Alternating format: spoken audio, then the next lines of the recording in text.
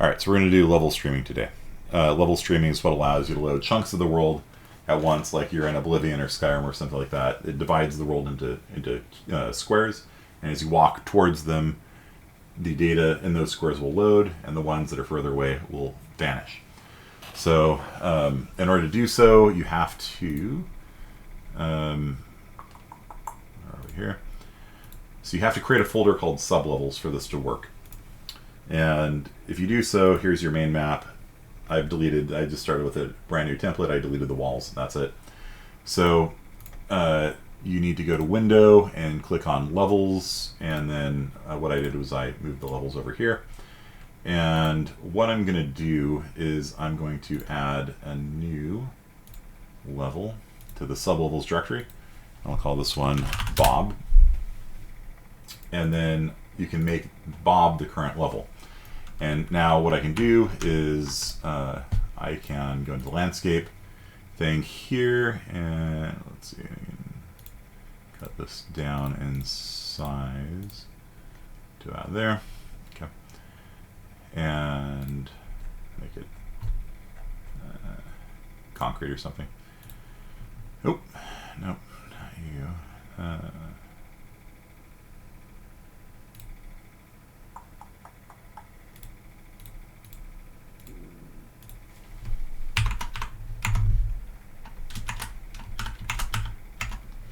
It's about that big or so. And then we'll create it.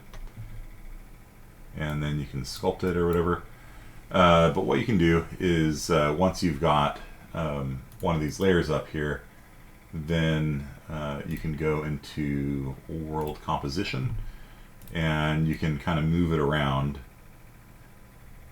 and you can see everything on that platter kind of comes with it, right? Until you let go, and then the objects kind of snap off, and then you can start cloning it. Bob 2 has overlapping render components. Interesting. Okay. Let's just delete all that stuff.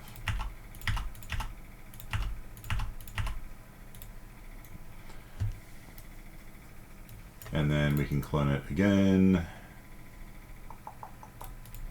to the south. Bob 3.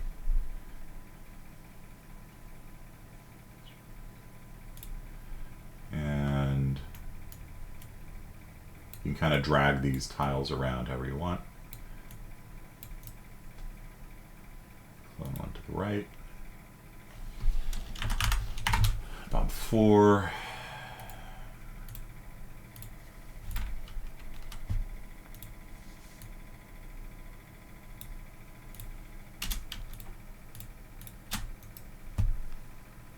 And you can make a new level, a layer of it. Call this one 10K view. And we can right click and assign them to 10K view.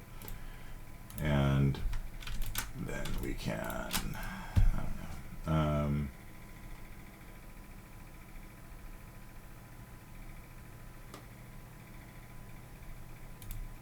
save them like that. And then when we play, the player starts outside of the world now.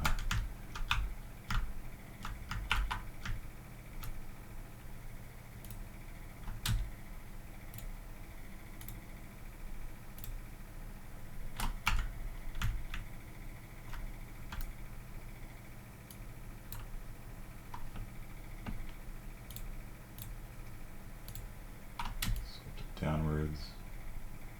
That. So you can see that across the oh, I hit the kill plane. World settings. Kill Z at negative 100,000. Why not? Play, and then there we go. So even though these are on different landscapes, they all work pretty easily with each other. And then just as you navigate around through the world, the tiles will load and unload automatically, and that's about all there is to that. So pretty easy and straightforward if you're going to make a big, large outside world. Had to put the lecture on voice rather than watching the stream. It's fine. We didn't really talk about anything too interesting till then. So that's level streaming. You basically just chunk your landscape up. The only downside to it is that if you have an existing landscape, you kind of have to delete it and start over and build the chunks out, and then the chunks of the world will load in automatically based on the view distance that you set there. So step 1, go to world settings, turn on world composition. Step 2, go into levels. Make sure you have a folder called sublevels made next to your map. That's what allows these things to appear. And then you can choose the level that you're editing right now. So you can set persistent level, which is kind of your main level, or Bob 2 or Bob 3 or Bob 4 to be the layers as you're kind of working on it, and that attaches things to those layers. Okay, and then when you're all done, you just hit save all, and then that's basically all there is to it. It's not that complicated a topic. There's ways of doing things with like a streaming distance of 5K. Huh? I thought I set you to 10K.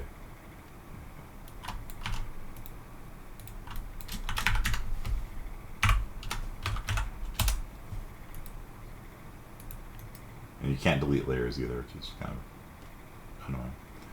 Alright, so the 4 of these we will assign to layer real 10K. There we go. And then when we play,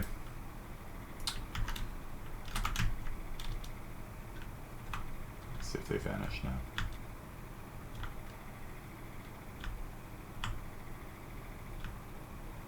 No?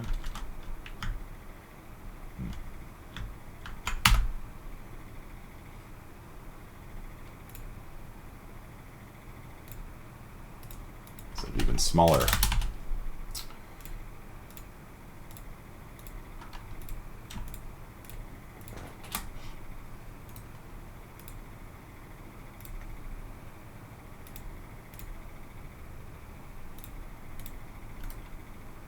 There you go.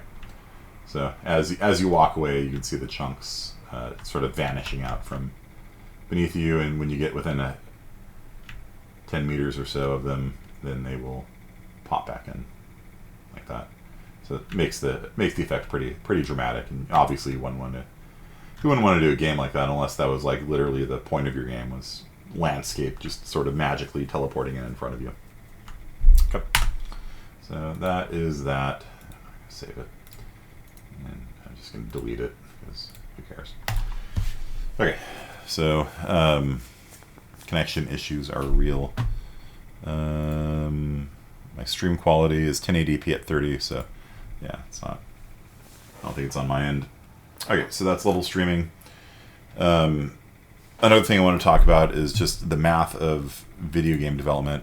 I bought this book by accident today.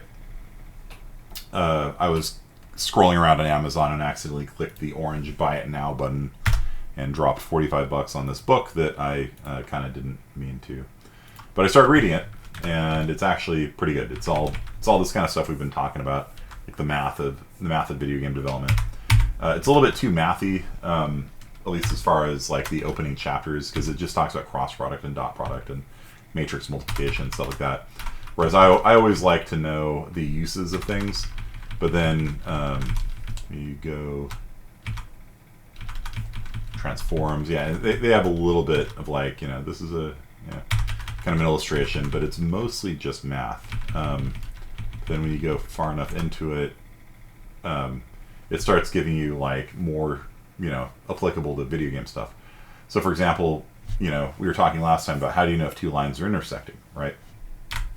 In a 2D plane, it's not too bad. Right, you can do the line intersection thing from algebra, but in 3 dimensions, it gets a little bit more complicated, right? Because this is in 3D space, right? And you see one line is going this way and one line is going this way, and they're at a different elevation, so they don't touch, right? And so how do you get the closest distance between two points or two lines, that are going like this, that aren't touching each other? Because in 2D space, they're either parallel or they touch. And in 3D space, they're either parallel or they touch or they don't. You know? And so there's a, you know, and it runs through all the math. So if you want to get at the math of like all this kinds of stuff, it's just a whole bunch of different, you know, math equations for, like, if you want to do a view frustum, right? Which is a pyramid with the top chopped off, which is typically how cameras work, right? If you have a camera in space, it's got a near clipping plane, a far clipping plane, and a field of view. Sometimes different dimensions too for the width and the height of the viewport as well. And so it goes through the algebra for that, and these are called the barycentric coordinates, maybe. If that's how they do it. And then you can have an orthogonal camera, which doesn't do perspective. So if you've ever played like a Diablo or any of these like top-down video games, they have what are called an orthogonal projection. And it's pretty common in a top-down video game because perspective looks a little weird when you have a top-down video game. Yeah, so if you have a 3D model like that, an orthogonal projection, there's no perspective, like it doesn't go out like this. It's like straight at all levels. It's just looking straight down on it. Whereas normally your eyes in a camera, like, it goes out with a field of view. With an orthogonal projection, there's no field of view. It's just flat at all directions, and so you see there's no perspective on this. Orthographic versus perspective. Right. So if you have an object here, if you do an orthographic projection, it's flat at all points, and if you do a perspective, then it kind of goes out like that, right? And you sometimes use one, you sometimes use the other. Usually for like a first-person game, you obviously want to have a perspective on it, right? So, whereas orthographic, it is just flat down in all directions. Make sense? Do you guys understand the difference between these two?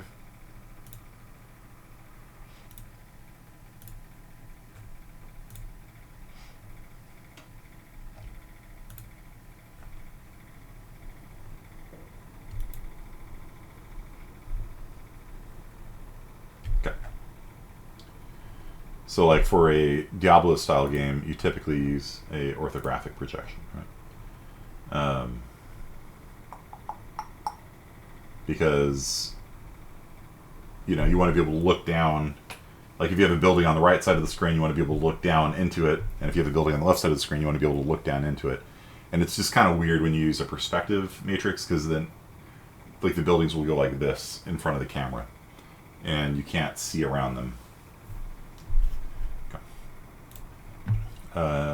Depth, projections, yeah, all this is like pretty good stuff. So even though I bought it by accident, I'm pretty happy with it. And so you end up getting a frustum matrix, and then you pass a point through it. So the point is a spot in world space, right? You know how there's like world space, like an object is at location 500, 100, 500 in world space, and if you want to transform that, you pass it through the camera's projection matrix, which is this here. And so they've defined all these different terms, and you end up with a matrix that looks like this. And so the X, the Y, and the Z go through this, and it transforms it probably into camera space.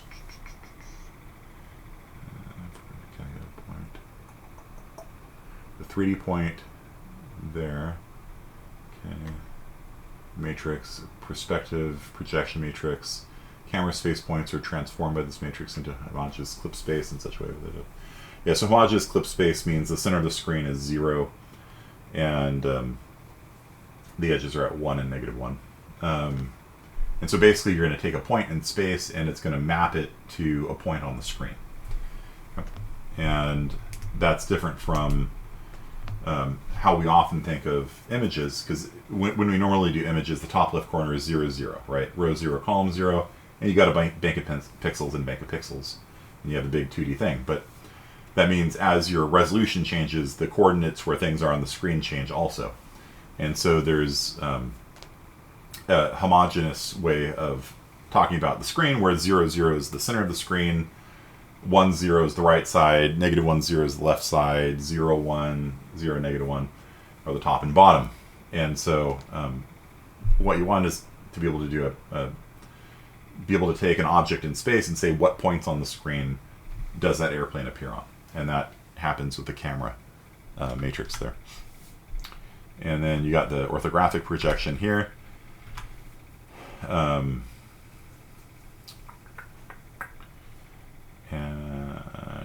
that's actually really useful for a lot of things, because you want to know, like, if you click on something, like, or if you want to draw a health bar, like, where on the screen is it, you know? If you want to do reflections in video games. So even though I bought this by accident, I'm like pretty happy with it. So we talked a little bit about ray tracing last time. Let's see if they have this is the first time I've read the book, so I'm just kind of flipping through it real fast. Surface intersections, you have a ray and the direction in which it points. So you have an origin and a direction on a ray, and then you want to see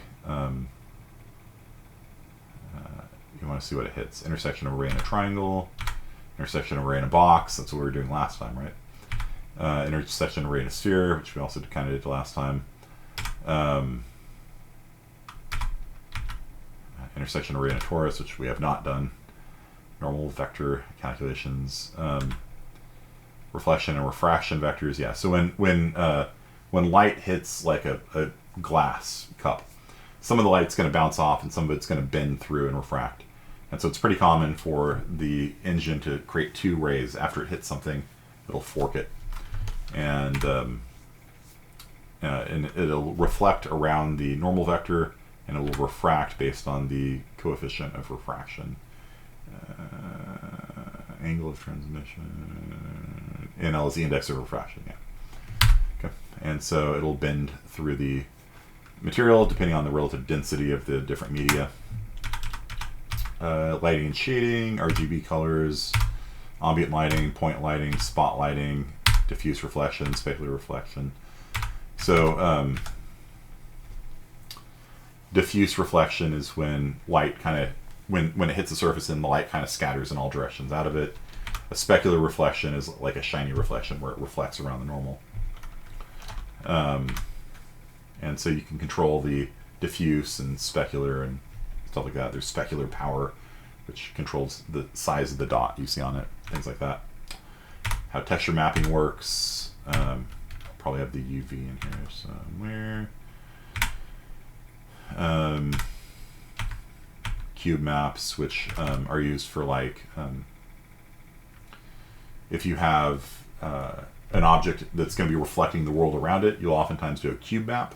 So essentially what you do is, like, if you've got a shiny car or something, you want, like, trees and buildings to reflect off the car, then you can create a cube map, which essentially takes a picture in all 6 directions and then maps that on top of the car. And so the reflections that are on that part of the car can be pre-calculated, right? So if the car is stationary and it doesn't move, then you can sort of pre-calculate all the different reflections and things like that. And you can do that by just rendering the image in 6 directions and calling it a day. The maps, for as things get further away, they use the lower detail maps, and then they'll blend between them in different ways. Emissive lights, emissive textures glow. Shading models are Grad, Phong, yeah. And bump mapping to do things that come up off the surface. Tangent space is the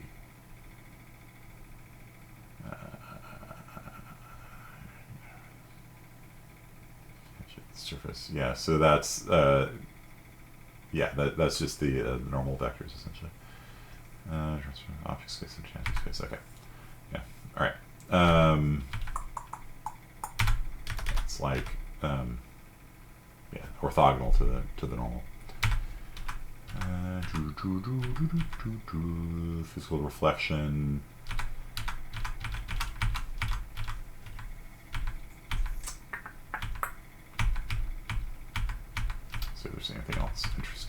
here?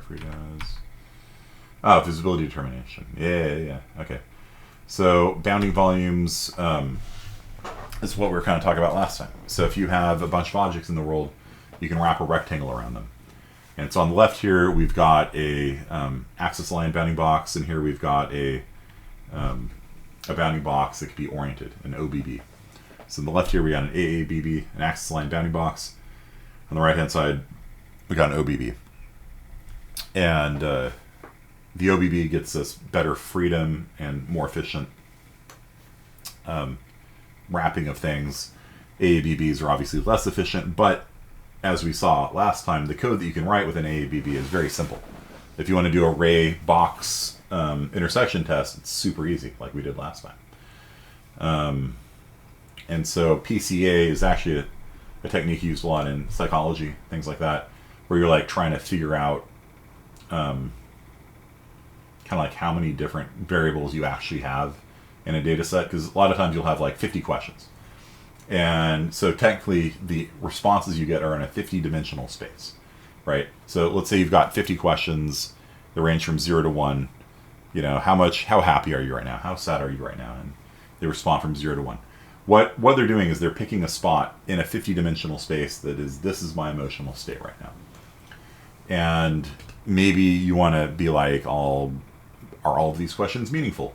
Maybe asking if they're happy and if they're sad is actually the same question. And so PCA can tell you how many actual different questions you really have in there. And you might be able to eliminate 47 of the 50 questions and just ask, are you happy right now? Are you anxious? Are you stressed? You know, and then that might be enough to get at, you know, how people are feeling without wasting their time with extraneous questions that don't tell you anything more. And so I think they're using it here to try and figure out how to do an OBB. Covariance matrix. Covariance is how much things vary with each other, and you can use thresholds to eliminate things that vary too closely with each other. And then bounding box construction. So you're given a bunch of points. You wrap it using the box. Bounding spheres are pretty easy as well. So basically, if you got a bunch of points, you just kind of wrap them in a sphere. When I made my game engine, I used bounding spheres for everything because the code is really easy. You know, you just basically find the center point of an object, and then the bounding sphere wrapping it is from the center point of the object to the thing that's furthest away. You just wrap that in the sphere. And then array test and collision test are quite easy at that point, because sphere collision is just a very simple comparison, like we talked about last time. You just take the distance between the points and compare it to the sums of the radii, and that tells you if they hit or not. Bounding cylinders are a combination of bounding box and bounding circle, really. Nothing too interesting about them. Bounding volume test, bounding sphere test. I'm going to go into a BDH in here somewhere. BDH. Yeah, okay, here we go. So this is probably the most important chapter. Oh, we're out of time. Okay, but yeah, I'll probably read through this and go through it with you. I used octrees in my master's thesis. BSPs are used in Quake. Now you're thinking of portals. It's actually like rooms that are connected to each other, kind of. Yeah, how you actually hold things in a video game is kind of important. So we'll talk about that more next time. For now, your homework assignment is to propose a mod to me. Okay, and have that in to me by Tuesday. Play Quake on Saturday, get some extra credit, and I'll maybe, you know, I want you guys to do a level streaming. It's been a while since I've had you actually do anything in Unreal Engine. Put together a level streaming thing like I did. It took me 5 minutes. You should be able to do it in 5 minutes. It's probably going to take longer to create the level and initialize your shaders than it is to actually get it done. It's pretty simple. The thing that I forgot when I originally did is you have to create a folder for the sub-levels, otherwise it doesn't actually appear in the levels area there. Okay. Am I going to be playing Quake 2? That's the plan. I plan on playing it, so you can come out and fight your professor or fight alongside your professor, one or the other. So it'll be fun. When I was in grad school, the game development professor would come out to our events. We would have LAN parties and things like that, and he would come, and I played him at Quake, and stuff like that, and he was pretty good, So it was something that always kind of struck with me. I always thought it was pretty cool that our game development professor would play games with us. I don't know why that's weird. It seems like something they would do, So how to install Quake? Yeah, so it's in the yeah, I restarted the video, didn't I? So the okay. So AGR is having its big event Rocktober this Saturday from 4 to 6 p.m. And you have to do two things. You have to download the client because they have their own special client. And I posted the link on Discord, and I'll put it up on the extra credit as well. So you download the installer, and that's it. When you run it, it connects to the server. That's it. It's pretty simple. And then you have to register. If you want to be able to use spam weapons, the things that create lots, like MRV grenades and things like that explode and make more grenades that explode, you have to register by clicking on that. And then that's it. And then 4 to 6 p.m. on Saturday, play for at least an hour, take a screenshot, and it'll make up one of your missing homework assignments. Okay. So that is that, and then propose your mod to me, and then do the level streaming. Nothing too serious. You got plenty of time to type something up. The mod can be for Quake, it could be for Minecraft, it could be for Skyrim, Fallout New Vegas. I don't really care. Find whatever your favorite game is and propose a mod to me, and that'll be due by the end of the semester. And if you have any missing homework assignments, you technically have until the end of the semester to do them. Although putting all of these things off to the last minute is just not a great recipe for success. So. Is fun? What is fun? Can you use Steam Quake? No. You can't. You have to use the specific client here to play it. A tutorial on the website for what? Workshop for MC modding. What is MC mod? Oh, yeah. Yeah, if you want to do a workshop on Minecraft modding, we can set that up. Tomorrow... No, tomorrow's too soon. And then next Friday, we're going to be doing, it's Halloween. So it'll have to be like 2 Fridays from now. So just remind me, Betancourt, and I'll make an announcement about it. Okay? And we'll just do it here. We typically do our workshops on Friday afternoons. That's kind of a tradition here. And, yeah. All right, sounds good. So that's what you guys got. Got a little bit of math today. Nothing you have to code. Just kind of interesting to learn about this kind of stuff, I think. But the level streaming, I think, it'll be a fun little assignment for you. Okay, so I'll see you guys on Tuesday, and hopefully I'll see you guys on Saturday as well. All right, peace out.